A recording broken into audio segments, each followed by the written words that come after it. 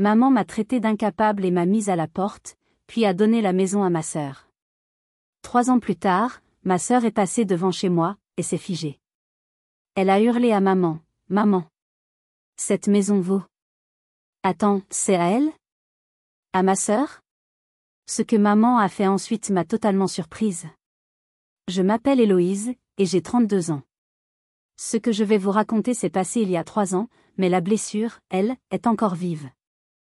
Ma mère m'a traité d'incapable, m'a hurlé dessus et m'a mise à la porte de la maison de mon enfance.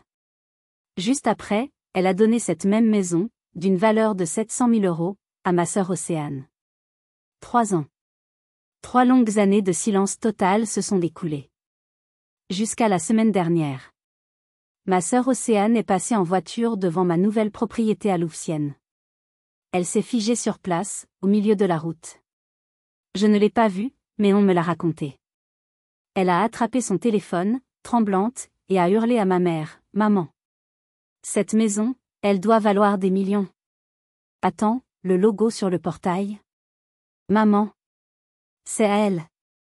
C'est à Héloïse. » Ce que ma mère a fait juste après ça, je ne l'avais absolument pas vu venir. Mais avant d'entrer dans les détails de cette revanche involontaire, dites-moi d'où vous m'écoutez aujourd'hui. De quelle ville? De quel pays? Quelle heure est-il chez vous en ce moment? Laissez-moi un commentaire, j'aimerais savoir qui est là. Et pendant que vous y êtes, cliquez sur le bouton « J'aime » et « S'abonner » avant que je ne vous plonge dans cette histoire. Une histoire qui vous montrera comment j'ai transformé l'humiliation la plus profonde en ma plus grande victoire, un succès financier et personnel qu'il ne pouvait plus ignorer. Tout a commencé il y a 3 ans, lors d'un dîner de famille qui devait être une fête. C'était un dimanche soir, dans notre grande maison familiale de Versailles. L'ambiance était électrique. Ma sœur aînée, Océane, de 3 ans mon aînée, venait d'annoncer ses fiançailles avec un directeur de banque. Les coupes de champagne s'entrechoquaient. J'avais 29 ans à l'époque. Et j'étais au plus bas. Ma mère, Martine, rayonnait en regardant Océane. Puis, son regard s'est tourné vers moi, assise en silence. Son sourire a disparu. Et toi, Héloïse? Toujours avec tes petites affaires? Je vais y venir, mais à ce moment-là, ma vie professionnelle venait de s'effondrer. Je n'ai pas pu soutenir son regard. En fait, j'ai commencé, la voix tremblante. Soudain, ma mère a frappé la table de son poing. Les verres ont tremblé. Assez, a-t-elle crié. J'en ai assez de tes échecs, Héloïse. Tu es une déception. Regarde ta sœur. Elle réussit. Elle épouse un homme bien. Et toi? Rien. Je suis restée paralysée. Le silence est tombé. Tu vas sortir de ma maison, a-t-elle dit, sa voix glaciale. Maintenant. Maman, quoi? J'habite ici. J'avais un petit appartement, mais toutes mes affaires d'enfance étaient là. Non, dit-elle. Parce que cette maison, elle a fait un geste large, cette maison de 700 000 €, je l'offre à Océane comme cadeau de mariage. Au moins, une de mes filles sait ce qu'elle fait de sa vie. Océane a souri. Un petit sourire suffisant. Humiliée, les larmes aux yeux, j'ai pris mes clés de voiture. J'ai conduit 15 minutes, jusqu'à Saint-Germain-en-Laye, chez ma tante Sylviane, la sœur de ma mère. J'ai sonné, en sanglotant. Elle a ouvert, m'a regardé de haut en bas. Qu'est-ce que tu veux? Tante Sylviane? Maman m'a mise à la porte. Je peux juste dormir ici ce soir? Son visage s'est durci. Tu es inutile, Héloïse. Toujours à rêver. Tu as ce que tu mérites. Débrouille-toi toute seule. Elle m'a fermé la porte au nez. Ce soir-là, assise dans ma vieille voiture, j'ai pris une décision. J'ai ouvert mon téléphone. J'ai effacé le numéro de Martine. Celui d'Océane. Celui de Sylviane. Je les ai bloqués partout. J'ai coupé les ponts. J'ai disparu de leur vie. Je ne savais pas que le destin était sur le point de me donner raison de la manière la plus spectaculaire qui soit. Mais pour comprendre pourquoi ils m'ont fait ça, il faut que je vous raconte d'où venait cette haine. Pour comprendre l'explosion de ma mère ce soir-là, il faut comprendre la maison dans laquelle j'ai grandi. Nous vivions à Versailles. Pas le château, bien sûr, mais dans un de ces quartiers cossus où les pelouses sont impeccables et où les apparences sont tout. Notre famille n'était pas noble, mais ma mère, Martine, vivait comme si elle l'était. Son obsession principale n'était pas le bonheur, c'était le statut. C'était le qu'en dira-t-on. Que vont penser les voisins? Que va penser le club de bridge? Ma tante Sylviane, sa sœur, était pareille.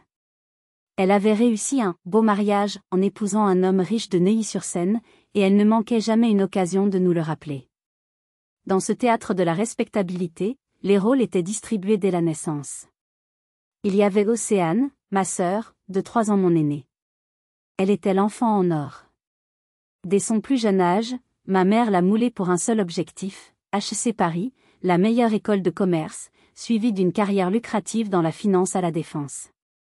Océane était belle, sociable, et elle comprenait l'argent. Elle était le reflet parfait des ambitions de ma mère. Et puis, il y avait moi, Héloïse. L'enfant étrange. Là où Océane lisait les Échos, je démontais notre vieil ordinateur. Là où elle parlait d'action et d'obligation, je parlais de lignes de code et d'algorithmes. Ma passion, ce n'était pas l'argent. C'était la technologie. Plus précisément, je voulais créer des applications pour optimiser l'énergie, pour un avenir plus vert. Pour ma mère, c'était comme si je parlais une langue étrangère. Une langue sale.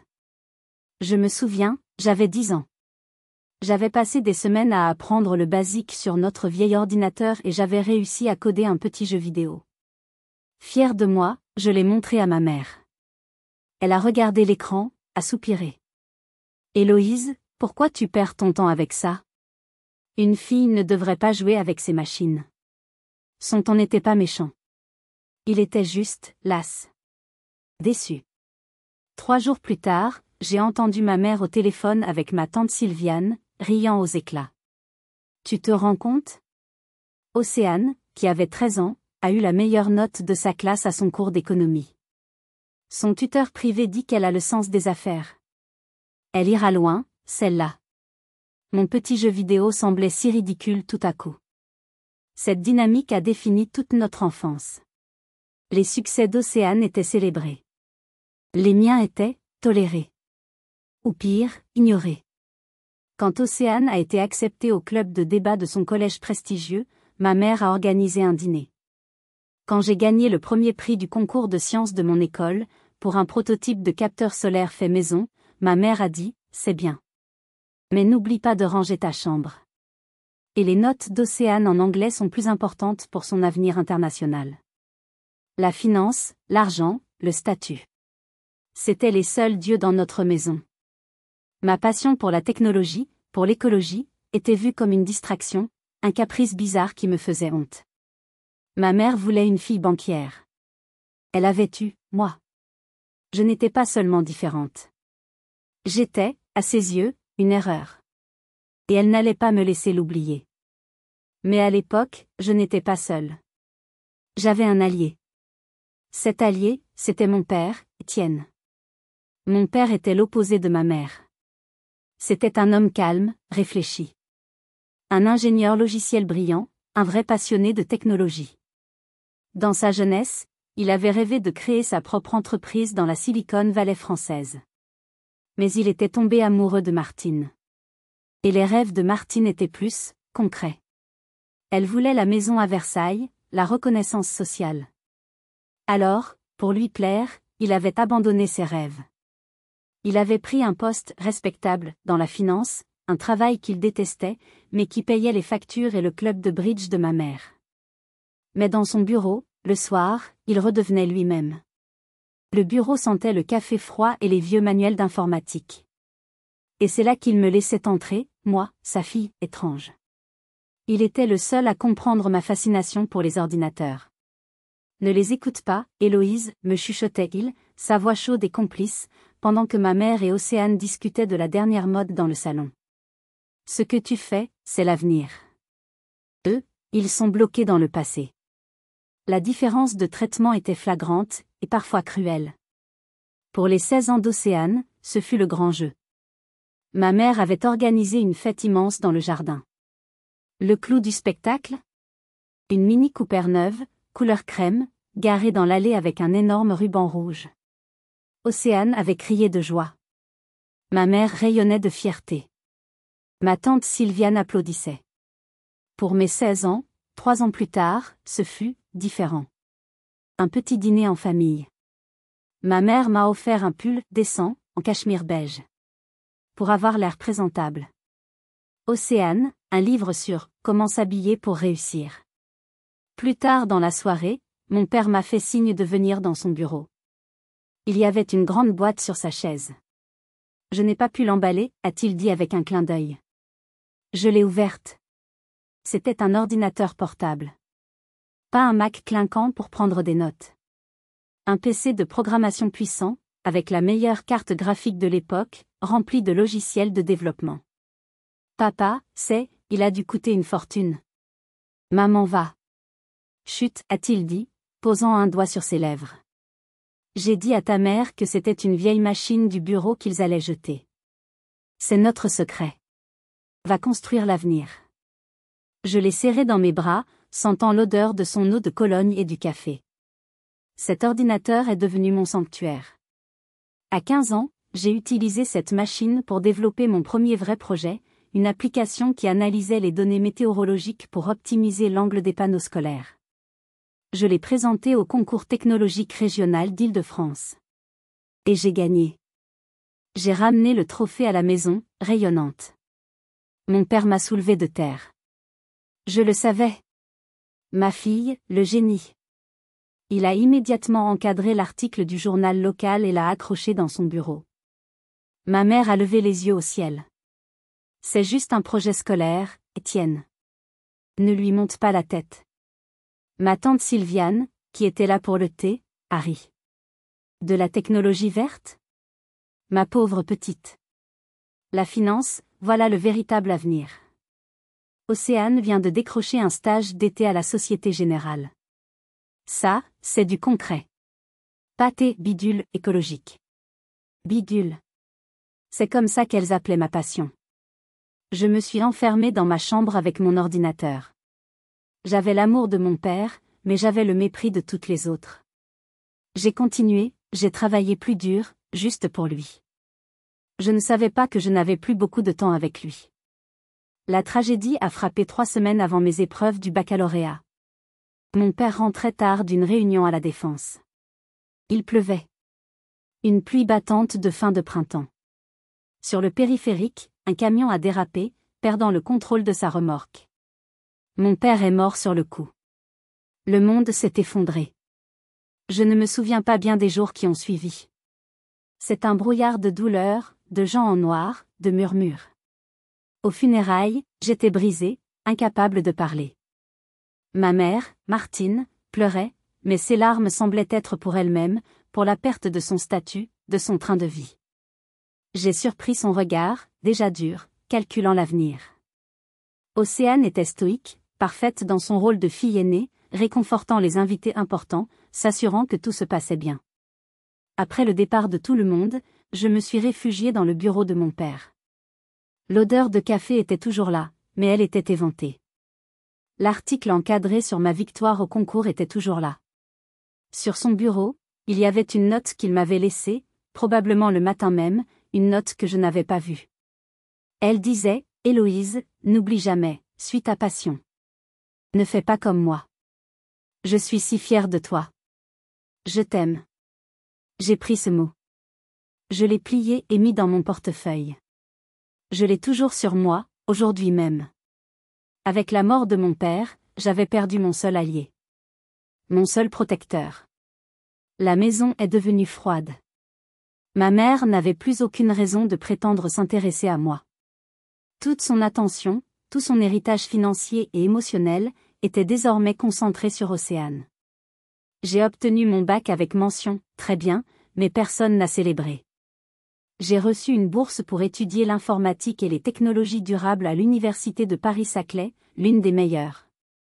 Ma mère n'est même pas venue m'aider à emménager dans ma chambre d'étudiante de 9 mètres carrés sur le campus. Tu as voulu cette voie, débrouille-toi, m'a-t-elle dit, en me tendant un chèque de 100 €. Pour le mois. Pour payer ce que la bourse ne couvrait pas, je devais travailler. Ma vie est devenue un cycle épuisant.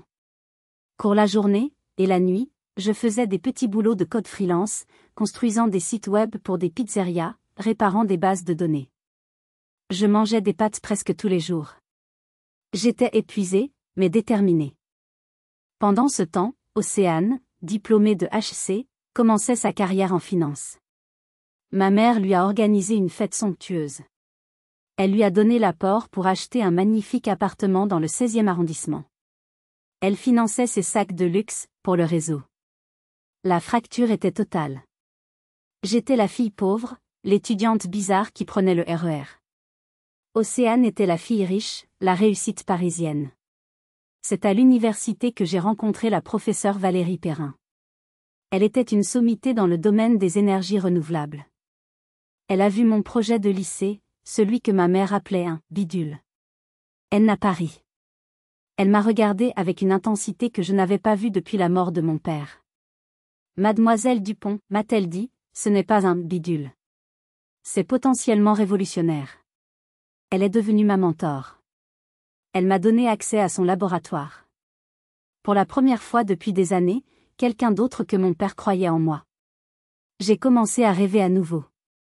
Mais le chemin allait être bien plus long et plus dur que je ne l'imaginais.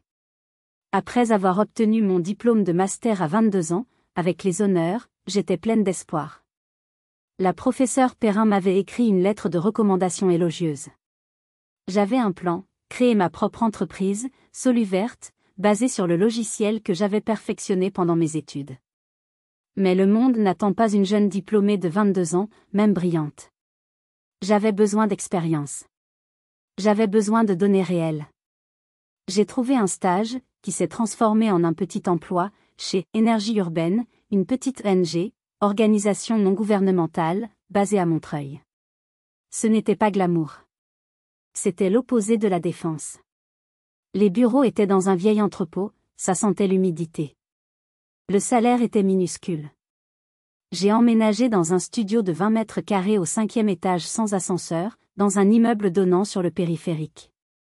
Et c'est là que commence la longue traversée du désert. Les 7 années suivantes. De 22 à 29 ans. 7 ans, c'est long. C'est très long quand on vit avec le strict minimum. Ma vie, c'était métro boulot dodo. Je prenais le RER tous les jours, je passais mes journées à coder, à optimiser, à essayer de convaincre des syndics d'immeubles de me laisser tester mes solutions. Pendant ce temps, la vie d'Océane était une fête permanente. Elle grimpait les échelons à la défense. Elle était gestionnaire de portefeuille. Elle gagnait en un mois ce que je gagnais en un an. Je le savais, car ma mère ne manquait jamais de me le rappeler lors des rares dîners de famille auxquels j'assistais encore. Océane part à Dubaï pour un séminaire, disait-elle, en me regardant, moi, avec mes chaussures usées. Et toi, Héloïse? Toujours à Montreuil? Tu ne t'en sortiras jamais avec tes trucs d'arbre. La solitude de ces années-là était écrasante. J'avais 25, 26 ans. Mes amis d'université commençaient à se marier, à avoir des enfants, à acheter des appartements. Je regardais leurs photos sur Facebook, leurs ventres ronds, leurs vacances. Et moi? J'étais seule dans mon studio, avec mon code et mes factures. Plus d'une fois, j'ai douté. Je me revois, à 27 ans, après une énième dispute au téléphone avec ma mère. J'étais assise par terre, pleurant. Et si elle avait raison? Et si j'étais vraiment une ratée? Si je perdais ma vie pour une chimère? J'ai regardé mon reflet dans la vitre sombre de ma fenêtre. Je voyais une femme fatiguée, cernée. J'ai ouvert mon ordinateur. J'ai regardé la note de mon père, que j'avais punaisée au-dessus de mon bureau. Suite à passion. Alors, je séchais mes larmes. Et je me remettais au travail. Chez Énergie Urbaine, j'ai gravi les échelons, non pas en salaire, mais en responsabilité. Je suis devenue la chef de projet technique. Une équipe de 3 personnes. Mon patron voyait que ma technologie fonctionnait. J'étais l'âme de cette ONG. Mes algorithmes permettaient de réduire la consommation d'énergie de 15% à 20% sur les bâtiments où nous intervenions. J'ai construit un dossier solide.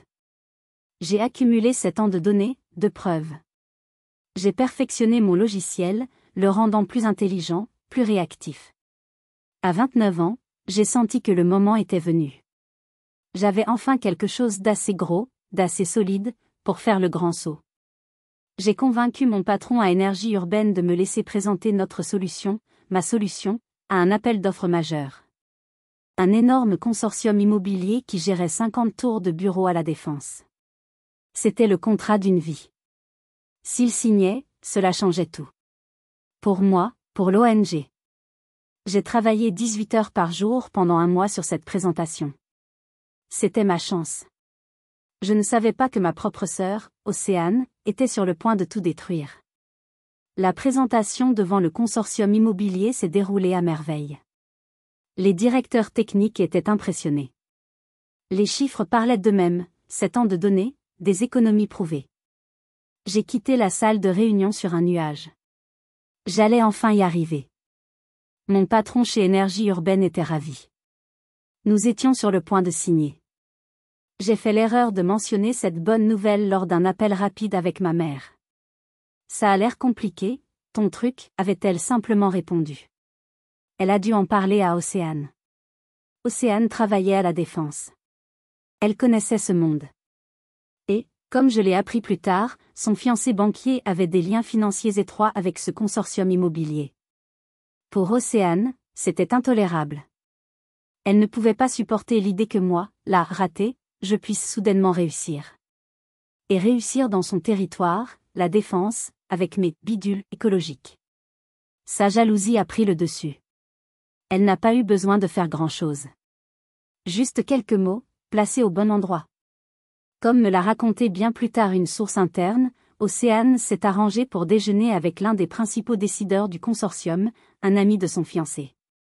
Au milieu du repas, elle a, nonchalamment, glissé. « Oh, j'ai entendu que vous parliez à Énergie Urbaine ?» C'est drôle, c'est ma petite sœur Héloïse qui gère ce projet. L'homme a été surpris. Vraiment ? Votre sœur ? Elle est impressionnante. Océane a ri. Un petit rire léger, dédaigneux. Oh, vous savez, Héloïse, elle est adorable.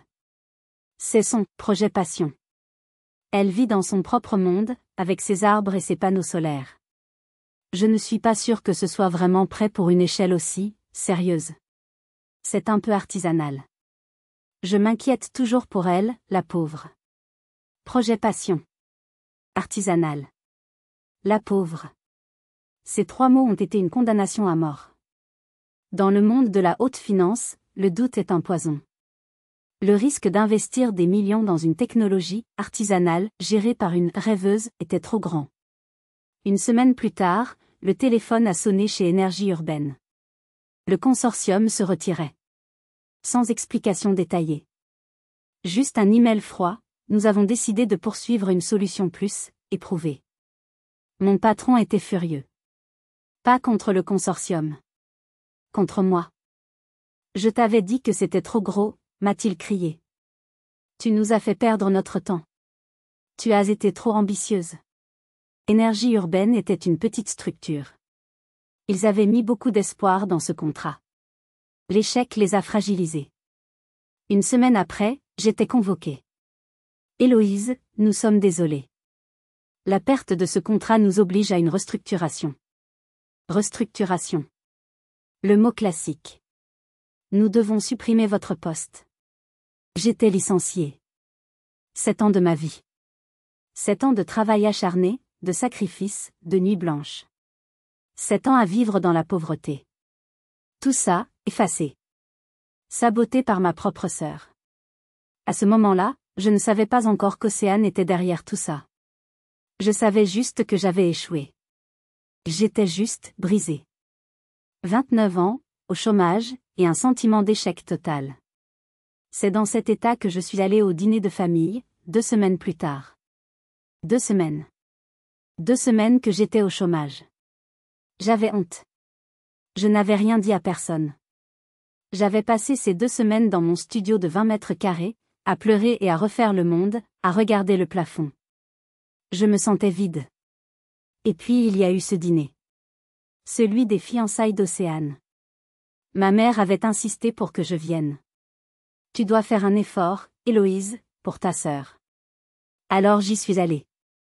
J'ai mis une robe correcte, la seule que j'avais. J'ai essayé de me maquiller pour cacher mes cernes. J'espérais, je ne sais pas ce que j'espérais. Peut-être un peu de réconfort. Peut-être juste un repas chaud. J'étais assise là, silencieuse, écoutant Océane et son fiancé parler de leur futur appartement de luxe, de leur lune de miel aux Maldives. Ma tante Sylviane gloussait, ma mère buvait ses paroles. Et puis, le regard de ma mère s'est tourné vers moi. Et toi, Héloïse? Ça faisait longtemps. Quoi de neuf avec ton petit boulot écolo? Le silence est tombé. Tous les regards étaient sur moi. Océane me regardait avec ce petit sourire en coin. Elle savait. J'en suis sûre maintenant, elle savait ce qu'elle avait fait. Ma gorge s'est nouée. Je ne pouvais pas mentir. J'ai été licenciée, maman, j'ai murmuré. Le visage de ma mère s'est décomposé. Ce n'était pas de la pitié. C'était du dégoût. Licenciée. Sa voix a résonné dans toute la salle à manger. Tu as été licenciée? Elle s'est levée d'un coup, frappant la table. Les verres ont tremblé. Après 7 ans. 7 ans à t'obstiner dans cette voie ridicule, et voilà le résultat. Tu es au chômage. Tu n'as rien. Tu es une ratée, Héloïse. Une complète déception. Les larmes me montaient aux yeux. Maman, s'il te plaît. Non. J'ai supporté tes caprices pendant assez longtemps. J'ai supporté ta différence, tes ordinateurs, tes rêves stupides. J'ai supporté que tu fasses honte à cette famille pendant que ta sœur brillait. C'est terminé. Elle m'a pointé du doigt. Tu vas prendre tes affaires et tu vas sortir de ma maison. Maman, c'est aussi ma maison. Non, a-t-elle hurlé. Ce n'est plus ta maison. J'en ai assez. Puis elle s'est tournée vers Océane, son visage s'adoucissant instantanément. Elle lui a pris la main. Océane, ma chérie. Toi, au moins, tu me rends fière. C'est pourquoi, pour ton mariage, j'ai une surprise. Elle a sorti un document de la commode. C'est le titre de propriété. La maison est à toi. 700 000 € de cadeau. Tu le mérites, toi. Océane a eu un hoquet de fausse surprise. Oh, maman, c'est trop. Tu mérites tout, a dit ma mère en la serrant dans ses bras, tout en me fusillant du regard. Dehors. Dehors maintenant. Je me suis levée. Je tremblais de la tête aux pieds. Je n'ai pas dit un mot. J'ai pris mon sac. J'ai vu le sourire triomphant d'Océane. J'ai vu le regard froid de ma mère. Et je suis partie. J'avais 29 ans. Je venais de perdre mon travail de 7 ans, et ma mère venait de me chasser de la seule maison que j'avais jamais connue, pour la donner à la personne qui avait orchestré ma chute. C'est le moment le plus sombre de ma vie. Dites-moi dans les commentaires, si vous aviez été à ma place, à ce moment précis, qu'auriez-vous fait? Que auriez-vous ressenti? Je suis sortie de la maison de Versailles en trébuchant. L'air frais de la nuit m'a frappé comme une gifle. Je ne sentais même pas les larmes couler sur mon visage. J'étais en état de choc. Vide. Je suis montée dans ma vieille voiture, une Twingo qui avait connu des jours meilleurs. J'ai conduit sans but. Licencié. Déshérité. Chassé. Les mots tournaient en boucle dans ma tête. Ma mère me détestait. Ma sœur avait triomphé. J'ai eu un éclair d'espoir. Ma tante. Tante Sylviane. Elle était dure, mais elle était de la famille. J'ai conduit les 15 minutes jusqu'à Saint-Germain-en-Laye. Son quartier était chic, silencieux. J'ai sonné à l'interphone de sa grande maison en fer forgé. Sa voix était irritée. Oui. Tante Sylviane, c'est Héloïse. Ma voix était brisée. Maman m'a mise à la porte. Je n'ai nulle part où aller. Je peux juste dormir sur ton canapé? Juste pour ce soir?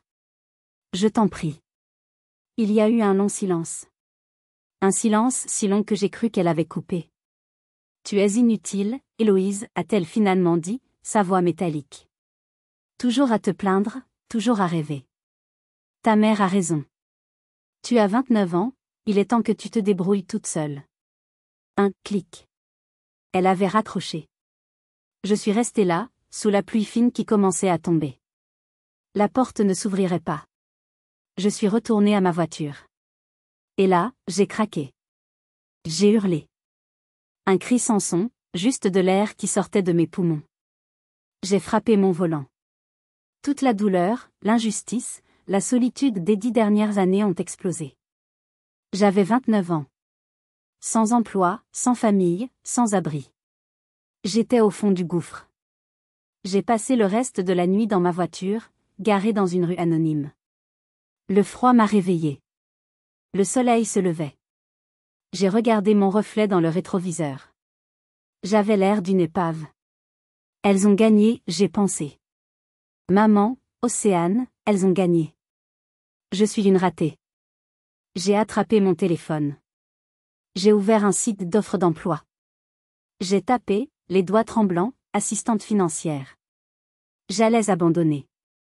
J'allais postuler pour un travail que je détesterais, juste pour survivre. J'allais devenir exactement ce qu'elle voulait. J'ai regardé la petite note de mon père, que je gardais dans mon portefeuille. Suite à passion. J'ai fondu en larmes. Pardon, papa. Je n'y arrive pas. Je suis désolée. Alors que j'allais cliquer sur « Envoyer » pour une candidature, mon téléphone a vibré. Un email. C'était la professeure Valérie Perrin, mon ancienne mentor de l'université, avec qui j'avais gardé un contact sporadique. Héloïse, juste un mot pour savoir comment vous allez. J'ai pensé à vous l'autre jour en lisant un article sur les Smart Grid. J'espère que vous faites des merveilles. Ce simple email. Ce signe du destin. J'ai effacé la candidature d'assistante financière. J'ai pris une grande inspiration. J'ai appelé la professeure Perrin. Professeur ? C'est Héloïse. Non, ça ne va pas du tout. Je viens de me faire licencier. Elle m'a écoutée. Elle n'a pas jugé. Elle a été furieuse. Licenciée ? Mais votre technologie est brillante. Ces gens sont des idiots. Il y a eu un silence. Héloïse, a-t-elle dit, sa voix changeant. Je crois que c'est un signe. Vous n'êtes pas faite pour être employée. Vous êtes faite pour diriger. Il y a quelqu'un que vous devez rencontrer. Il s'appelle Arnaud Roussel. C'est un investisseur en capital risque. Il ne jure que par la green tech. Une étincelle. Minuscule. Mais c'était là. Si vous êtes arrivé jusqu'ici, laissez un commentaire pour nous dire ce que vous auriez fait à la place d'OP. Vous pouvez aussi écrire simplement le chiffre 1 pour montrer que vous suivez encore. Et dites-nous, vous regardez cette histoire depuis quelle région ou quel pays? Le lendemain, les yeux gonflés mais habités d'une nouvelle énergie, celle du désespoir, j'ai rencontré Arnaud Roussel dans un café près de la Bourse. Ce n'était pas un banquier comme le fiancé d'Océane. Il portait des baskets et un jean. Il m'a regardé avec une intensité perçante. La professeure Perrin dit que vous êtes un génie, m'a-t-il lancé sans préambule. Moi, je dis que le génie sans un plan, ça ne vaut rien. Montrez-moi ce que vous avez. J'ai ouvert mon ordinateur portable, celui que mon père m'avait offert. J'ai lancé ma présentation. Mais ce n'était plus la présentation pour le consortium. C'était la présentation de Soluvert, le nom de l'entreprise que j'avais toujours voulu créer. Je lui ai montré mes 7 années de données. Mes algorithmes. Mes échecs et mes succès chez Énergie Urbaine. Je lui ai parlé de ma vision, un système intelligent qui ne se contente pas de suivre la consommation, mais qui la prédit et l'optimise en temps réel. Quand j'ai eu fini, il est resté silencieux pendant une minute entière. Vous avez été licencié pour ça, m'a-t-il demandé. Oui. Bien, a-t-il dit avec un sourire en coin. Les gens qui vous ont licencié sont des imbéciles. Et leur perte sera mon gain. Ce jour-là, Arnaud Roussel a signé un chèque de 75 000 €. C'était un investissement d'amorçage. Ce n'était pas énorme, mais c'était suffisant. Il prenait 20% de Soluvert. Mon entreprise était née. Les 3 années suivantes, de 29 à 32 ans, ont été un brouillard. Si vous pensez que c'est une histoire de succès facile, vous vous trompez. Les 18 premiers mois ont été un enfer. J'ai loué un minuscule bureau dans un espace de coworking à Montreuil. J'ai réembauché Samira Kedar, une ingénieure brillante qui avait travaillé avec moi chez Énergie Urbaine et qui croyait en moi plus qu'en l'ancienne direction. Nous étions deux. Deux femmes contre le monde. Nous travaillions 80 heures par semaine. Nous dormions sous les bureaux. Nous vivions de pâtes et de café. Les 75 000 € ont fondu rapidement. Les 5 premiers clients potentiels nous ont ri au nez. Trop petit. Trop risqué. Un soir, 6 mois après le début, la trésorerie était presque à sec. J'ai cru que j'allais devoir mettre la clé sous la porte. J'ai cru que ma mère avait raison, encore une fois. Tiens bon, m'a dit Samira. On va essayer autre chose. Pas les gros. Les moyens. Nous avons changé de stratégie. Nous avons ciblé une chaîne de supermarchés de taille moyenne, Franprix. Nous leur avons offert un essai gratuit sur un magasin. Si vous n'économisez pas 20% sur votre facture, vous ne payez rien. Ils ont accepté. Nous avons travaillé jour et nuit pour installer notre système. Le premier mois, ils ont économisé 28%. Le directeur était stupéfait. Il a signé pour 10 magasins. Puis 50. Le vent tournait. Arnaud a utilisé ce premier succès pour lever plus de fonds. Nous avons embauché. L'équipe est passée de 2 à 5, puis à 10. 3 ans après ce dîner. 3 ans après avoir été chassée comme une malpropre.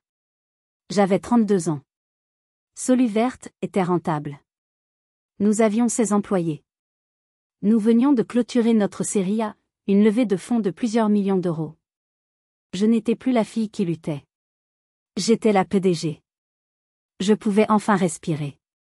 Et je pouvais enfin déménager. Je n'ai pas acheté un appartement à Paris. Je ne voulais pas être près de la Défense, ni près du 16e arrondissement d'Océane. Je voulais mon propre espace. Un espace qui reflète ma vision. J'ai acheté une maison d'architecte à Louvciennes. Si vous ne connaissez pas, c'est près de Versailles, mais beaucoup plus discret, plus élégant. C'est là que les vraies fortunes, celles qui ne se montrent pas, vont vivre. La maison était moderne, en verre et en bois, nichée dans la verdure. Elle m'a coûté cher. Très cher. Je l'ai payé content. Et la première chose que j'ai faite, c'est d'en faire le prototype ultime de Soluverte. Ma maison est entièrement autonome. Elle fonctionne à 100% grâce à mon logiciel. Elle produit sa propre énergie, la stocke, l'optimise. C'est ma carte de visite. Une maison à 3 millions d'euros qui ne coûte presque rien en facture d'énergie. J'ai installé un portail discret, avec juste le petit logo de Soluverte gravé dans le métal. J'habitais là depuis un mois. J'étais dans mon bureau à domicile, un mur entier de verre donnant sur la forêt, en train d'analyser les données de mon propre système, quand mon téléphone a sonné. C'était Élodie, une amie de la famille qui était restée neutre, et qui me donnait des nouvelles de temps en temps. Héloïse, dit-elle, sa voix étrange. Tu ne devineras jamais ce qui vient de se passer. Elle m'a raconté la scène. Océane et son mari, ils s'étaient mariés 1 an après mon départ, roulaient dans le coin dans leur nouvelle Porsche. Ils visitaient des maisons. Océane voulait monter en gamme, quitter son appartement parisien pour une villa. Elle est passée devant mon portail. Elle a d'abord été attirée par la maison. Regarde, chérie, c'est magnifique. C'est exactement ce que je veux. Puis, elle a vu le logo sur le portail. Soluverte. Un nom qu'elle commençait à voir dans la presse économique. Un nom qu'elle avait essayé de détruire 3 ans plus tôt. Elle a pilé. La Porsche s'est arrêtée net au milieu de la petite route. Attends, a-t-elle dit à son mari. Soluverte. Non, c'est impossible. Elle est sortie de la voiture. Elle s'est approchée. Elle a regardé le nom sur l'interphone. H. Dupont. Mon nom. Elle est devenue blême. Elle a attrapé son téléphone. Elle a appelé ma mère, Martine. Élodie, qui déjeunait avec ma mère à ce moment-là, c'est comme ça qu'elle a tout entendu, m'a raconté la conversation. Océane hurlait. Elle était hystérique. Maman. La maison à Louvciennes. Celle dont tout le monde parle. Tu sais, la maison écologique. Elle doit valoir 3 millions au moins. Ma mère, au téléphone, oui, et alors? Calme-toi, Océane. Maman, a hurlé Océane, au bord des larmes. C'est le logo de Soluverte sur le portail. Maman? C'est la maison d'Héloïse. C'est à elle. C'est à ma sœur. Élodie m'a dit qu'à ce moment-là, le visage de ma mère est devenu blanc comme un linge. Elle a laissé tomber sa tasse de thé. La nouvelle était sortie. La ratée, l'incapable, la fille chassée, venaient de les surpasser tous. Et je ne savais pas encore que le vrai spectacle commençait à peine. Quelques heures plus tard, j'étais toujours dans mon bureau. L'interphone vidéo a sonné. J'ai regardé l'écran. C'était elle. Martine. Ma mère. Elle était là, devant mon portail. Elle avait l'air perdue. Ce n'était plus la matrone puissante de Versailles. C'était une femme plus âgée, les cheveux en désordre, le visage marqué par le choc. J'ai hésité. Une partie de moi voulait juste couper l'interphone. L'ignorer, comme elle m'avait ignoré. Mais la curiosité, et peut-être une dernière once de pitié, m'ont fait appuyer sur le bouton. Oui. Sa voix était tremblante. Héloïse? C'est maman. Ouvre-moi. S'il te plaît. J'ai ouvert le portail. Je l'ai regardé remonter l'allée, les yeux écarquillés, regardant la maison comme si c'était un vaisseau spatial. Je l'ai attendue sur le seuil. Je ne l'ai pas invitée à entrer. Elle s'est arrêtée devant moi. Elle a essayé de parler, mais aucun son n'est sorti. Puis, elle a fondu en larmes. De vraies larmes, bruyantes, désordonnées. Héloïse, pardonne-moi, a-t-elle sangloté. Je ne savais pas. C'est incroyable. Je suis restée silencieuse. De marbre. J'avais si peur pour toi, a-t-elle continué, essayant de se justifier. J'avais peur que tu échoues. J'avais peur que tu sois comme ton père. J'ai froncé les sourcils. Comme papa? Oui, a-t-elle dit, presque avec colère. Toujours dans les nuages? Toujours avec ses rêves? Il n'a jamais. Elle n'a pas fini sa phrase, mais je l'ai entendue, il n'a jamais gagné assez d'argent. Je voulais juste que tu sois en sécurité. Comme Océane. Dans la finance. Je ne voulais pas que tu luttes. Le brouillard s'est levé. Ce n'était pas seulement de la méchanceté. C'était de la peur. Sa propre peur panique de l'échec, sa peur de ne pas être respectable. Elle avait essayé de me tuer dans l'œuf, non pas parce qu'elle me détestait, mais parce qu'elle ne comprenait pas ma passion. Et tout ce qu'on ne comprend pas fait peur. Je l'ai regardée, et pour la première fois de ma vie, je n'ai pas ressenti de colère. Je n'ai pas ressenti de tristesse. J'ai ressenti de la pitié. Tes peurs sont les tiennes, maman, ai-je dit calmement. Pas les miennes. Elle m'a regardée, attendant plus. Attendant une absolution, une invitation à entrer. J'ai construit tout ça non pas grâce à toi, mais malgré toi, j'ai continué. J'ai réussi parce que j'ai arrêté de t'écouter. Je n'avais pas besoin de ton approbation à l'époque, et je n'en ai pas besoin aujourd'hui. Elle a semblé s'effondrer sur elle-même. J'ai reculé d'un pas. Et j'ai doucement fermé la porte d'entrée. Je l'ai laissée seule sur le perron. Ce soir-là, alors que je regardais le soleil se coucher sur ma forêt, mon téléphone a vibré. Un SMS. Numéro inconnu. Alors c'est vrai. Tu te la coules douce avec tes jouets high-tech. Tu ne vaudras jamais ta sœur. Tante Sylviane. J'ai regardé le message. J'ai souri. J'ai bloqué le numéro. Je n'ai pas répondu. Je n'avais plus besoin de répondre. La fermeture de cette porte a été la fin d'un chapitre. Mais l'épilogue, c'est mon amie Élodie qui me l'a raconté, morceau par morceau, au cours des mois suivants. La nouvelle de mon succès, et de la façon dont j'avais été traitée, s'est répandue comme une traînée de poudre à Versailles. L'effet a été dévastateur pour ma mère. Dans ce monde où tout est apparence, elle est devenue la paria. La mère cruelle. Celle qui a chassé sa fille qui vaut des millions. Les invitations au club de bridge se sont taries.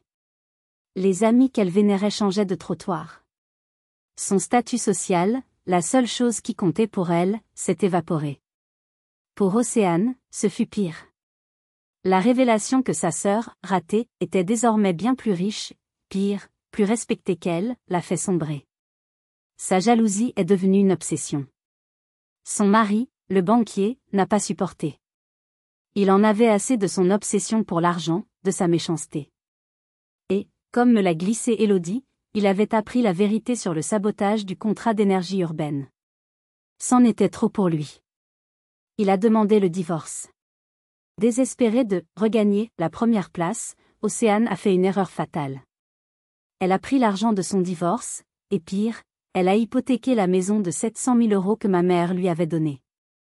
Elle a tout investi dans un de ses projets de crypto-monnaie à haut risque, un de ces trucs qui promettent de vous rendre milliardaire en 6 mois. Vous connaissez la suite. Le marché s'est effondré. Le projet était une arnaque. Océane a tout perdu. L'argent. Le mari. Et la maison. Elle est retournée vivre chez ma mère, dans un appartement de location bien plus petit. Élodie m'a demandé si je n'allais rien faire. Si je n'allais pas les aider. Je l'ai regardé. Aider qui?